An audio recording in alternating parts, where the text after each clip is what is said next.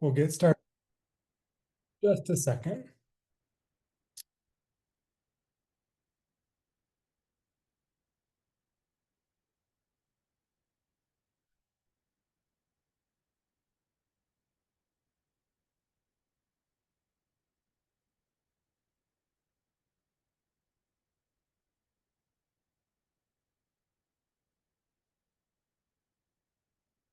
All right, we can go ahead and get started.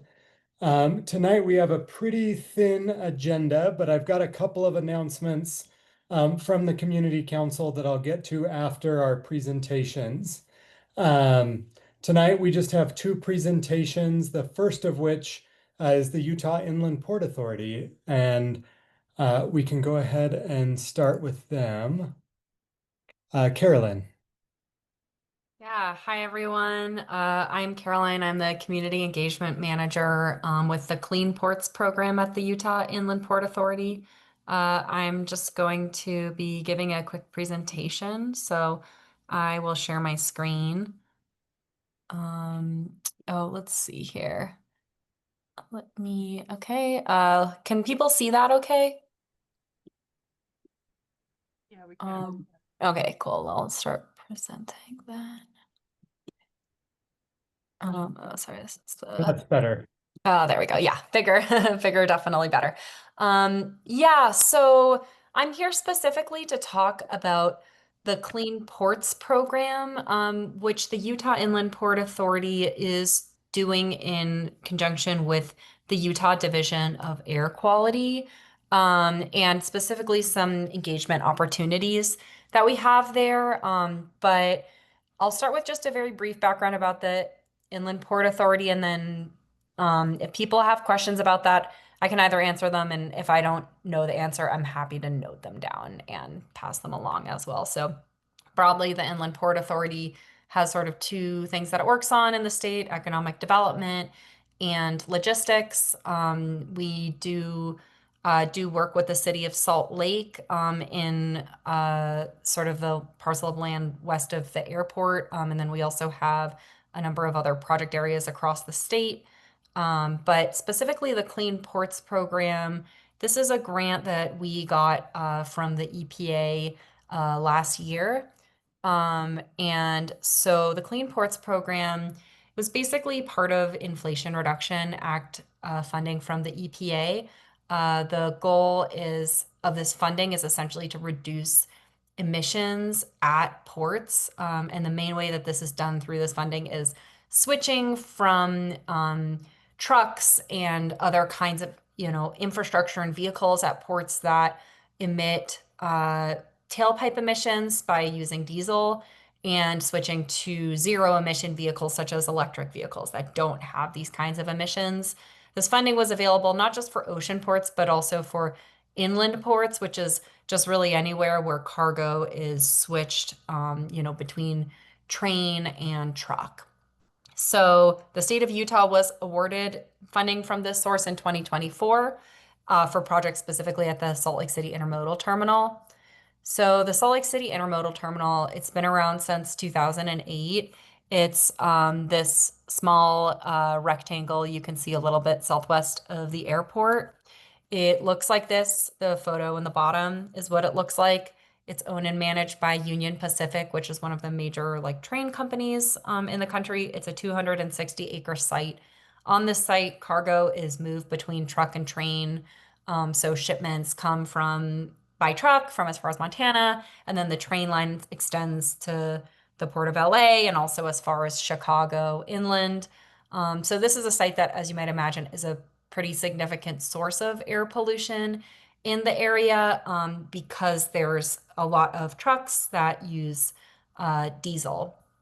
Um, and so this grant that we got, there's a piece that the port is leading, and then a much larger chunk that the Division of Air Quality is leading. So the part that we're leading really focuses on planning and analysis, as well as community engagement.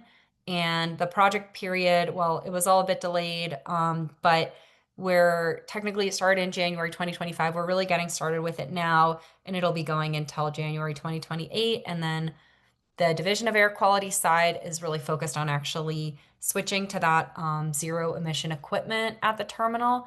It's a bigger grant and it'll go a year longer than ours.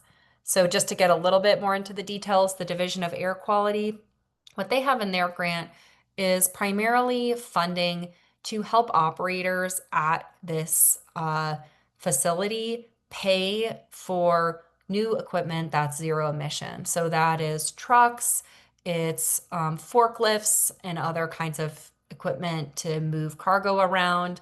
There's also funding in there for a small solar facility. And then also charging equipment for those trucks. And then on their side, they also have some funding for engagement and planning and workforce training.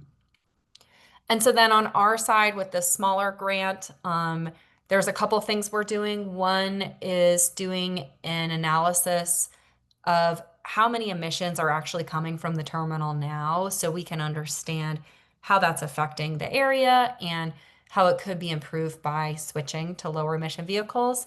And we're also looking at how the workforce would be impacted by electrification, both in terms of, is there more training that's needed? Are there going to be more job opportunities? And how can we connect those, make those accessible to communities? And then we also have a community engagement piece, which is tabling. We're going to do some open houses and possibly some workshops. We have a newsletter. We're going to do an activity that's more geared towards youth.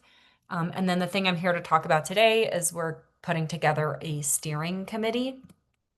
So the steering committee, which we just opened the applications for, it's going to be up to 20 members. It's just going to be 4 meetings per year in 2026 and 2027. And the goal of the committee is really to give input and feedback for the Clean Ports project, and then also learn about all of these different technologies and these different things that are taking place so that you can then become also an ambassador for your community to talk about everything that's going on. And so when it comes to that input and feedback, we're really interested, especially on that workforce piece I talked about, getting community input, also on getting input on the community engagement activities we're doing, and also thinking about, other kind of decision points in the grant, and then also sort of what comes after the grant. How can we leverage this to continue to do this kind of work? And there's benefits associated with being on the committee. So participants are going to receive $100 in compensation per meeting attended. That's going to be in the form of a prepaid Visa gift card. And the meetings are also going to offer free childcare, so they'll be in person. There's translation services for those who need it, and there will be dinner served as well. And so there's an application open now. I'll give the QR code for it in a second. It's going to be open until the end of November. The applicants, you have to live on the west side and in the city of Salt Lake. So it's basically just like the 6 west side neighborhoods. I have a map on the next slide, but Glendale is included in that, as is Poplar Grove, Rose Park, Fair Park, West Point. And then we're looking to sort of prioritize folks for the committee that have a household income less than 80% of the area median income, but we're really hoping to get a mix of incomes on the committee, so everyone is welcome to apply. It's just a self-attestation, and you don't have to give a lot of income information in the application. You don't have to say your specific income. You just check a box whether you're over or under this, and that gives us a little bit of information. But it's just self-attestation. So you don't need to provide any kind of income documentation. And then, yeah, we will be selecting folks for the committee and probably having the first meeting in February of next year. So this is a map of, so you can see the neighborhoods that are included here for the committee. And then this is like the QR code for it if you're interested in applying or in learning a little bit more. And yeah, that's it. And then this is my contact info here. I'll also put it in the chat. So if you have questions, also feel free to reach out to me. Thank you, Caroline. Are there any questions? Just feel free to jump in. We got a small group on Zoom if you've got some. I had a question. So the 20 members, they're supposed to live on the west side, but are you looking or will the committee consist of like a mix of business owners and residents? Like what kind of composition are you looking for? Or are you expecting?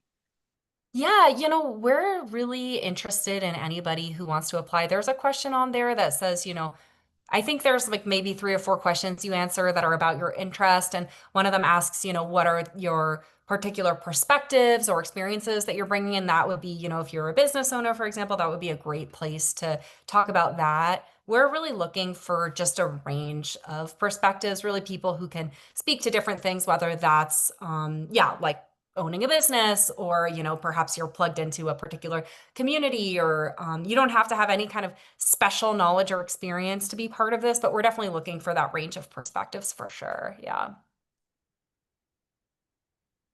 Thanks. Any other questions?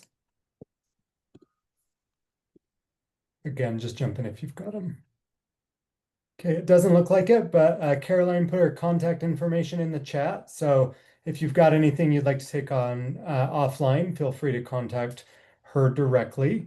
The next person that we have presenting is about an upcoming event on October 4th. It's called From Our Side, and I'll let Mikey and his team talk about that. Yeah, hello everyone. I'm Mikey Chacon. I work with Cultivate Collective, and we're a small arts business. We organize events, sell merchandise, do social medias, all that sort of things. And if I could just share my screen here, actually, just to get started. Um, we recently received a support. Well, a while back, we talked to actually you. I think I jumped into one of these meetings and we chatted with Sarah and Connor a little bit about, hey, let's organize a street market, an event over on the west side of town, somewhat similar to what you might see on Ninth and Ninth and so forth. And so, yes, October 4th is our event From Our Side with Love. We're looking to have food, vendors, and art. It's a free event, a family-friendly event that we've organized, and we've received support from the mayor's office through the ACE grant, as well as the blocks, which definitely, I believe Sarah and Connor recommend me to reach out to them to get some more support in organizing this street market. So what's going on? What's happening is that Our Side with Love, again, is a local street market located at the crossroads of Popular Grove, Glendale, and Central Ninth. We're coming together again to support local vendors, artists, and food trucks. This is an all-age event, something for the whole community. And we definitely are encouraging people to bike down the Nine Line Trail. I think this is a huge part of the event that we want to put out. And in doing so, on top of that, we'll have just some music, classic cars, and a little bit more. And so again, we're closing down basically 9 South between somewhat 7th and 8th East. And I'll show a little bit more with the map that we have laid out with the city. But again, just overall, we want to have people ride the Nine Line Trail. This is the best way to get to the event. Of course, transit and people can park. But again, I'll explain a little bit more about the map. But we really want to encourage the community to take the Nine Line to go check out this event, support local vendors, and so forth. And so with that, we were able to collaborate with the local businesses there. As you all know, there's 43 Bakery, the Glow Spa, as well as we've got connected with the Bike Collective to really hype up the biking component of this event. So in general, the street market opens at 12, it closes at 6. There will be community yoga classes at Glow, and the Bike Collective will also be providing safety checks and tire changing classes. We run it back to the sound bath that Glow will be providing, and the street market will close. But during this whole time, we will, again, just have vendors there, like any kind of market, selling all kinds of products and so forth. In addition, we will have some classic cars there just for people to come check out that will be showcased at the event. There's food trucks. There's a little bit for everyone, right? And one of the things that we're trying to show with this event, we made the announcement on TikTok. I think that's how Jennifer came across me. Here was online on TikTok. TikTok is really crazy. We, made the announcement for the event, and it definitely garnered quite a bit of attention and so forth. Again, I guess that's how Jennifer found me. And so we want to continue posting some content on this whole Show Love campaign, which Friday we are planning October 3rd before the event. we are planning a neighborhood cleanup prior to just looking for volunteers to help out, clean up the spot a little bit of any trash and debris and so forth. And again, for the environment, we want to encourage people to bike down the 9-line trail. The Bike Collective will be there doing the safety checks and education. Of course, supporting local businesses and vendors, as well as yourself, right? Again, this is an event about showing love within the community. We'll have that community yoga session at Glow, as well as the sound bath that will be going on. And so, um, if just want to stop there, if anyone has any questions about the event, I do want to definitely show the whole maps and so forth as far as how the closures and all that are looking. But does anyone have any questions so far? What time will the cleanup be on Friday, October the 3rd? That's we got kind of tentative, but really anytime, Okay. I would say. So we're still at that process of wanting to do a call for volunteers as well, but definitely anytime Friday, I'm available to be there for anyone who wants to help clean up. So Okay. but I would imagine probably after the work hours, right before it starts getting dark. I think Okay. that's most If you want to accessible. let us know, we can put it in our newsletter and put the call for volunteers in. Okay, perfect. That would be great, actually. Thank you for doing that. And so, uh, yeah, we'll get that time locked in, no doubt. I Okay. think obviously got a couple meetings while that day. But yeah, any other comments just as far as the content of the event? I could just show the map too if you all already want to see that portion of it. But let's go here so I can kind of share. Oh, wait, let me see. This is the one. Okay, can you all see this map right here? The traffic control map? Yes, we can. Okay, perfect. So yeah, we worked with Utah barricades as well as got, oh yeah, in regards to I guess permitting, everything's pretty much secure, ready to go. With the fire department, with the city, we've been working really closely with them. They've been telling us that everything pretty much is good to go with everything that we've turned in. And so again, the event area is right here, a little bit between 8th and 6th West, 9th South, that portion by the bike park, right? Um, the detour, a little crazy. I want to say the worst detour ever. I've always argue about the marathon being probably the worst, but if you are coming from east to west on 9th South, you'll be detoured up 5th West and then go down 8th South, right? If you're coming from south to north on 7th West, it is a little bit funky. This is all open for through traffic, but you will be detoured down to Paxton to go up 9th West. Obviously, right here on 8th West will be closed and detoured. And local businesses, as far as the spa and 43 Bakery, will still have access here so people could get into their businesses as well during this event. But really, yeah, the biggest detour we're seeing, most people really is getting detoured down up to 8 South if they need to get to the downtown or to Glendale, vice versa. Any questions on just this map or as far as the detours here? No? Okay. Doesn't look like it. Yeah, yeah, no. And then for the event itself, how we got it set up as far as the closure and everything going on. We'll have a lot of the vendors here lined up just by the garden, 10 by 10 tents. We'll have some there between the two businesses as well. We'll have music. We might move the music somewhere a little bit more over, but we have the music set up a little bit more closer around this area. We'll have the bike safety tent, of course, right by the bike park. We got bathrooms, we got food trucks, we'll have the classic cars a little bit more closer to the freeway, since just I think it'd just be easier for those cars to come in and come out when we need to. Um, and then yeah, again, we'll have this back on Genesee Ave for people to pass by if they want to get to the local businesses here. But yeah, this is a more internal map of just the layout of what's going on with this closure. Um, Definitely want to throw that out in the newsletter. I would imagine for the neighborhood to know that this is going on.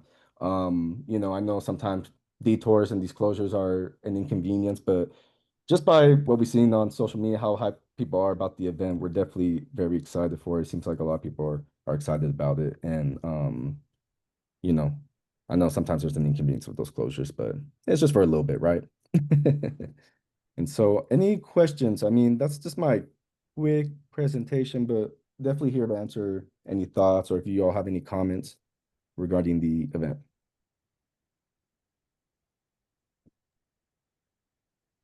I had a question Mhm. about volunteers. If they are interested in volunteering, how can they contact you? Yeah, we've been doing a lot of just kind of Google Forms, throwing those out for everyone to sign up. And we have one that we haven't quite put out yet, but you know what? I'm gonna get it done tonight so we can have it already ready tomorrow and like get it out of the way. But yeah, we want to do a call for volunteers. So I could get that Google form set up and send that over to you all to forward to the rest of the community. When do you have your newsletter out? When's the next one come out? We'll send one early so that we can include this event, but we did include the announcement for the actual event Okay, in perfect. this newsletter, Oh but yeah, yeah. volunteer info we can send out. Yeah, no. Okay, now, yeah, I recall you that same day we sent the flyer, so that's good. But yeah, no, we'll put out that call too. We'll get that in order. We have pretty much most of the things geared as far as the logistics. Again, the city is giving us the green light, so that's cool. At this moment, and we're still looking for vendors as well, so I can send you all those links too. We've gotten a good amount so far. All have identified being West Siders of the community too, which is really cool. And so I could send just the other links for any of the other things if people in the community want to sign up and so forth, on top of the call for volunteers. Great. Okay, perfect. Any other thoughts or questions?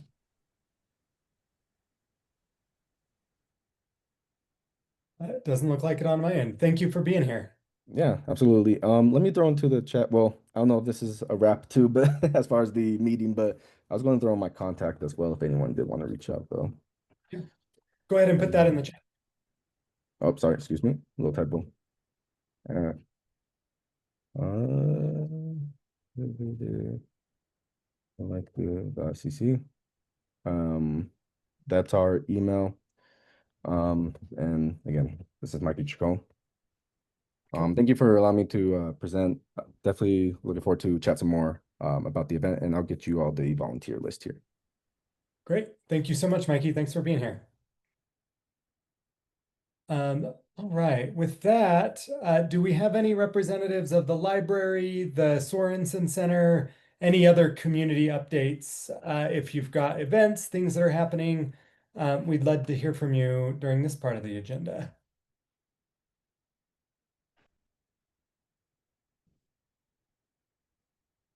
Any community organization. It's not just those folks, but all right. It doesn't look like it, but if I skipped over you, you're trying to get off mute, just feel free to jump in. Um, I have a couple of announcements from the community council or just community updates. The first one is that the process for CIP applications is open right now. So as a reminder, CIP applications, it stands for Capital Improvement Program. And these are basically grant applications that you submit to the city to have the city fund a project in our neighborhood. And that project has to be between $50,000 and $500,000. So examples are putting in lighting at the Glendale Park pickleball courts, which is one that I've been working on. And Jennifer submitted one for signaling last year. It unfortunately wasn't funded, but you can submit them multiple years in a row.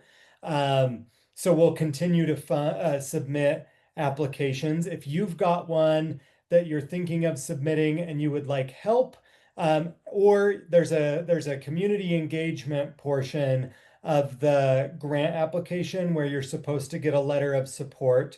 I would be very happy to send you a letter of support from the community council. So just reach out. I'll put my email in the chat in case you're thinking of working on a project. I also put the link to the application page in there. So if you need that letter of support or if we can support you in any way, please reach out to me. Even if it's just an idea and you want to run it past me, I would love to support any application that residents have out there. So please reach out. The deadline is the 30th of this month. So it's coming up in about 2 weeks, but we've still got plenty of time. It's not a very hard application. It may take you a couple of hours, but there are some specific things that you'll have to do, like getting a letter of support. And so we want to support you in getting those applications in. So please reach out if you've got ideas, or if you have questions, anything like that, we'd be happy to support.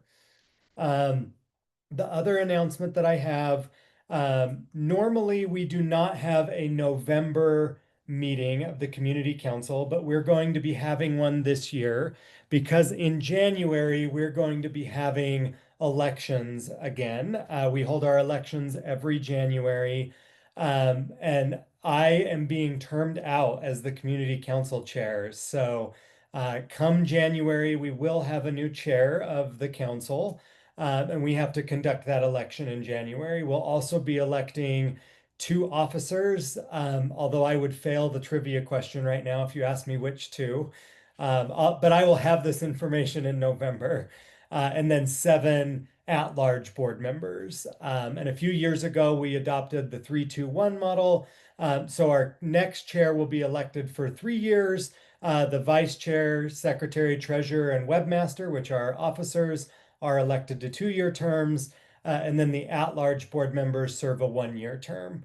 And we've got on our website, if you're curious about the roles, responsibilities, what the board does, all of that is covered in our bylaws, and I just shared the link to that. But we will, at our November election, we're going to be hearing about the East Side and West Side connection survey, which is a big project that Salt Lake City's been working on the last year and a half about connecting the east and the west side through different transportation means and resources. And then we'll also be going in depth on the process of the election, what each of the positions are, and sharing all that information at the November meeting.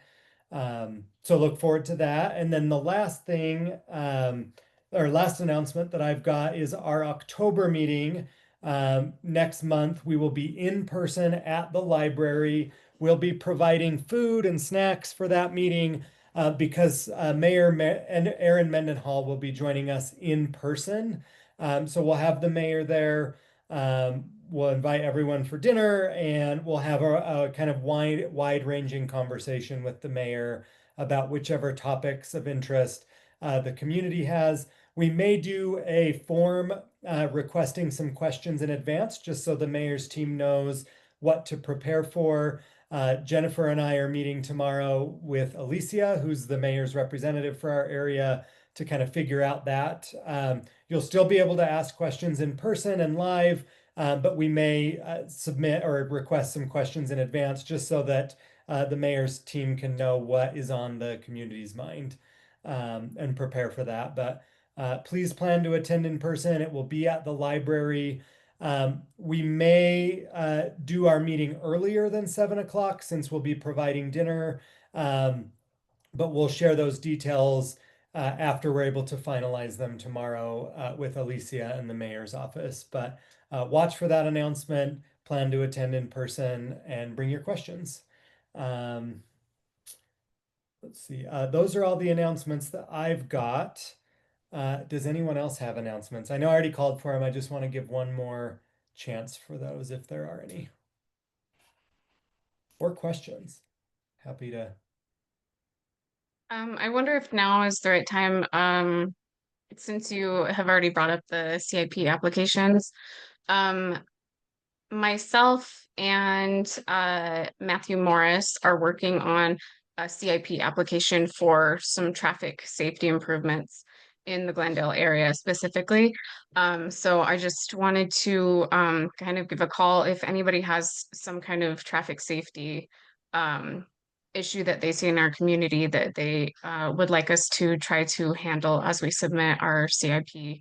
We're working on multiple things. We'll be asking for potentially some a hawk signal study, hawk versus RFBs in a couple of areas, just to kind of give some evidence as for pros and cons of why we should have one or the other. Some traffic potential traffic changes to increase pedestrian safety on 1700 South, where our new Glendale Regional Park is coming up. And then a couple other additional issues with some of the school traffic on California Avenue and Navajo and Glendale. And let's see, anything else? Additionally, the Jordan River Trail, California, some improvements there regarding timing and crossing. So if anyone else has anything else, any other issues that they see, I'm not everywhere in the Glendale neighborhood. So I see my highly trafficked areas, but I know there are other areas that I don't see. So please feel free to email me. I'll put my email in the chat as well. And if you can just send any comments or issues that you have, I would love that. Thanks. And Jennifer, let me know when you're ready for a letter of support and we'll get it to you. Sure. So, yeah. Yeah. I'll give you another update about what we're doing as well. Cool. I just realized as you were talking that I forgot one of the announcements that I was supposed to make. The Salt Lake City Council will be holding its October 7th meeting at the Sorensen Unity Center. So they plan to have food trucks and they'll be holding their formal meeting here on the west side at the Sorensen Center. That's October 7th. It's a Tuesday. Again, at the Sorensen Center. We'll include this in the newsletter as well. So we've got a lot going on in October, and we'll make sure that we share all of that in advance so that you can join all the great things that are happening in the community. That's all the announcements I have. Last call for any announcements from anyone online. Okay. Alicia is not here tonight. She alternates every other month. And since the mayor's going to be here next month, she is not here tonight. She has another community council that she attends every other month, and she's there tonight. And then Councilmember Pui let me know that he would not be able to join, but will be here in October as well.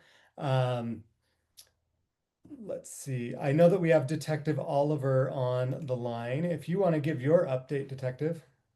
Sure. First off, it's good to see everybody. Hope everybody's doing well.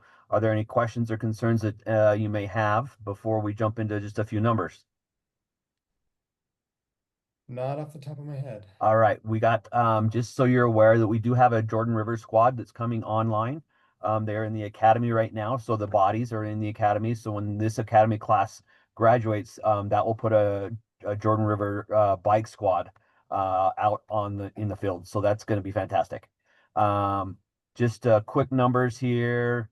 Where we go here. So year wide, this is just kind of showing the activity we're seeing right now. Year wide for last year, we had 6,000 jail bookings. We're right now in September at 7,431. So we've hit that 1,500 mark where we're over from last year, and we haven't finished the year yet. So we are seeing a lot more activity. With misdemeanor citations, last year we had about 3,400. This year we're about almost at 6,000. So we're seeing again a lot more activity when it comes to misdemeanor citations. And then as of right now, we have seen 6 violent offenses in the Glendale area. That is 2 aggravated assaults, non-family, sorry, 1 domestic violence, and then 3 robberies.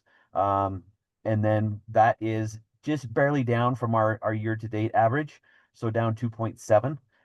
As far as property crimes, we've seen a total up to the 17th of this month, we've seen a total of 20. Most of those are being larceny, theft, so shoplifting, things of that nature. We did see 8 motor vehicle thefts, which is a little bit of an increase from what we've seen in the last couple months.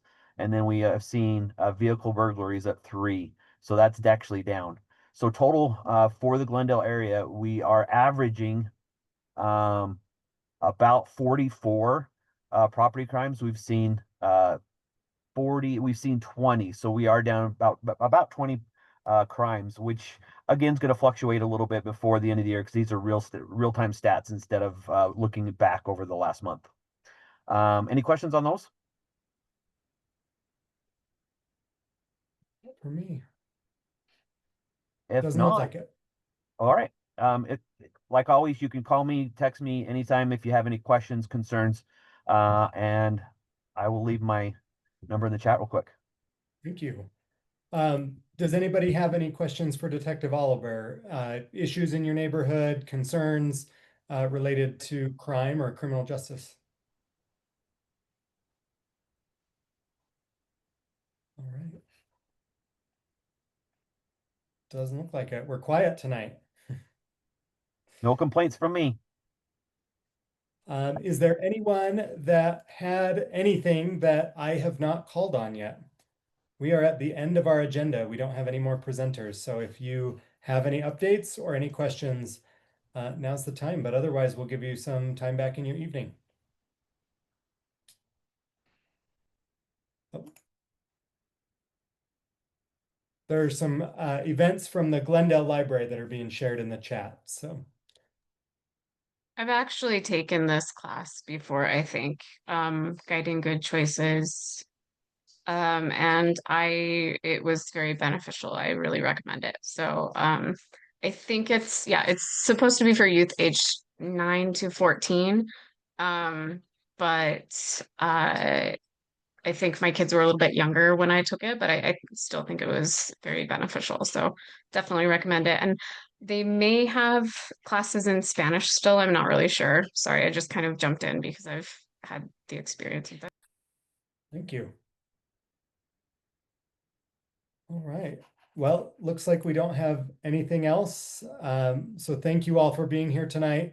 We'll be in person in October and we'll look forward to seeing you all then. Take care. Thanks, everybody.